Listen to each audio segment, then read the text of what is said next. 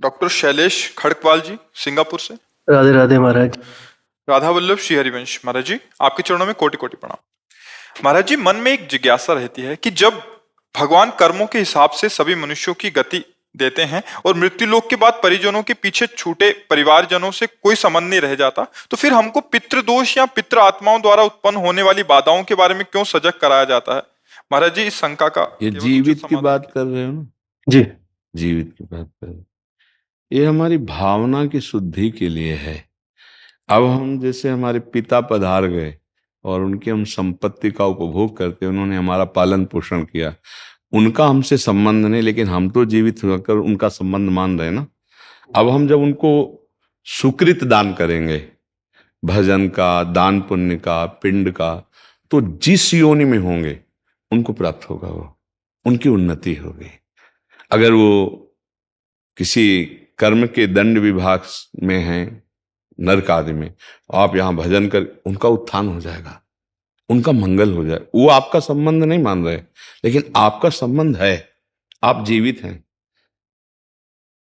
आपका स्थूल शरीर जब पड़ा होता है सैया में और आप स्वप्न देख रहे होते हैं, तो आपका स्थूल जगत और स्थूल शरीर से कोई मतलब नहीं होता, लेकिन मतलब है, जगने वाले को स्थूल से मतलब होगा, होगा ना।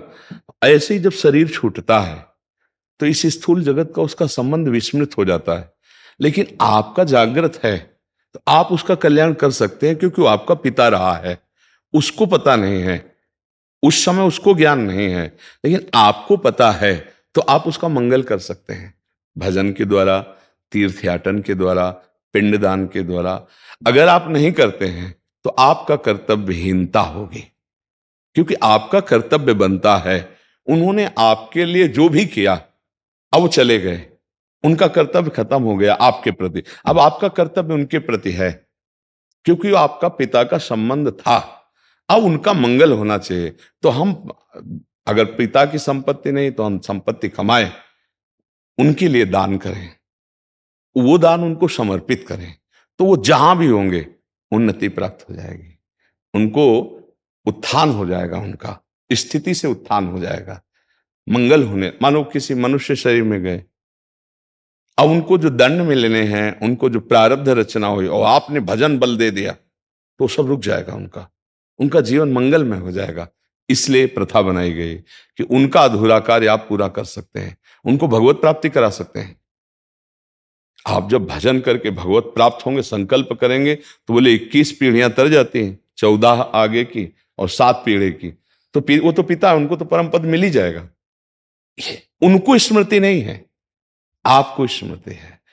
अगर समझा कि स्मृति क्यों नहीं रहती, तो जैसे आप स्वप्न में होते हैं तो आपको जागृत शरीर की स्मृति नहीं रहती कि वस्तुतः मेरे शरीर को सुंदर सैया पर सुलाया गया है, मैं एक स्वप्न देख रहा हूं, ऐसा बोध नहीं होता। स्वप्न सत्य होता है और ये स्थूल शरीर का विस्मरण होता है, समझ रहे ना। ऐसे ही वो जिस लोक में गए हैं, तो आपका विस्मरण हो चुका है, आपका कोई संबंध उनकी स्मृति में नहीं है।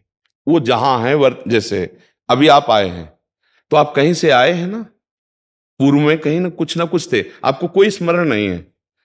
लेकिन यदि पूर्व में आपका कोई संबंधी ऐसा है जो भजन तप और आपको, तो आपका ज्ञान विज्ञान प्रकाशित होने लगेगा, अचानक आपकी स्थिति बदलने लगेगी, शरीर की, स्वभाव की और वैभव की, क्योंकि आपका संबंधी कोई संकल्प कर रहा है। इसीलिए जब कोई भगवान का भक्त पैदा होता है, तो जो पितर अन्य लोकों में होते हैं, उनका परम मंगल होना निश्चित हो जाता है, तो वो कुल धन्य माना जाता है कि वो धन्य हो गया। सो कुल धन्य उमा सुन जगत पूज्य सुपनीत, क्योंकि सतरत सतरत सा लोकांतर्यति। अब उस कुल में पैदा हुआ, वो चाहे नरक में पितर हो चाहे स्वर्ग में हो, दोनों बंधन युक्त हैं। एक सुखास्पद है, एक दुखास्पद है, लेकिन दोनों से पतन होता है, दोनों गिरते हैं, नरक भोग कराते हैं, स्वर्ग भोग कराते हैं। लेकिन भजन बल वो उनको परमार्थ की स्थिति, परम पद प्रदान कर सकता है। अब पुत्र अपने पिता माता की क्या, पीछे की पीढ़ियों को, पितामह आदि को भी परम पद प्रदान कर सकता है। तो ये बात है, उनको हमारा संबंध खत्म हो चुका, हमारा कर्तव्य उनके संबंध का निर्वाह करना है। जैसे बहुत लोग हैं, पिता के लिए गया श्राद्ध आदि करते हैं, यज्ञ कराते हैं, भोज कराते हैं, पिता के निमित्त वो उसको सुकृत प्राप्त होता है जाकर के। पिता के निमित्त से भागवत कराते हैं, जप करवाते हैं, कीर्तन ये सब उसको प्राप्त होता है। तो वो जीवात्मा जो पिता बन के आया था उसको पता नहीं है, पर आपके इस दान पुण्य के बल से उसके जो दंड विधान थे वो क्षमा हो जाएंगे और आगे बढ़ जाएगा। इसलिए कहा जाता है कि जहां पुत्र हुआ, परिवार में संतान हुई, चाहे वो बच्ची हो चाहे बच्चा हो, तो को पिता प्रसन्न होता है कि अब हमारी दुर्गति नहीं होगी। ये भजन साधन, अगर हमसे चूक हो गई तो ये भजन साधन के द्वारा मंगल कर देगा। लेकिन यदि ऐसा ना हुआ तो फिर पुत्र का होना ना होना बराबर है। इसलिए माना जाता है ना, संतान हो गई, हमारी आत्मा है, ये हमारे लिए कुछ करेगा। अगर हम चले भी गए तो हमारा कल्याण ये करेगा, क्योंकि हमारा वंशज है, उसके संबंध से उसको प्राप्त हो जाता है। महाराज जी, दो और प्रश्न आते हैं दिमाग में इसमें महाराज जी। एक तो इसमें फिर पुत्र हो या पुत्री हो, उसमें कोई भेद नहीं होना चाहिए? नहीं होना चाहिए, नहीं है, इसमें भी नहीं है। क्योंकि जैसे पुत्र स्वयं कर रहा है तो वो पुत्री पति के साथ कर रहे हैं, तीर्थयाटन जो भी कर रहे वो उसका अंश है, उससे उसका कल्याण होगा। उसमें ऐसा कोई खास बात नहीं कि पुत्र ही हो तब ऐसा होगा। हाँ, ऐसा नहीं है, पूरी सामर्थ्य पुत्री में भी है। कितने ऐसे कुल हुए जिनको दोनों कुलों को पावन कर दिया, पिता के पक्ष को और ससुर पक्ष को, दोनों पक्षों को पावन किया। तो उसमें ऐसा शास्त्रों में कोई विशेषता ये नहीं कि पुरुष ही होना चाहिए, पुत्र बड़ा रोल है। हाँ, बिल्कुल बिल्कुल बिल्कुल, इस बात में कोई संशय नहीं। और दूसरा प्रश्न महाराज जी, जैसे जीवात्मा मतलब जब आत्मा मतलब अपना स्थूल शरीर को छोड़कर चली गई तो उसके बाद नरक गति और स्वर्ग गति और फिर मृत्यु लोक में भी दोबारा आ सकती है भोगने के लिए।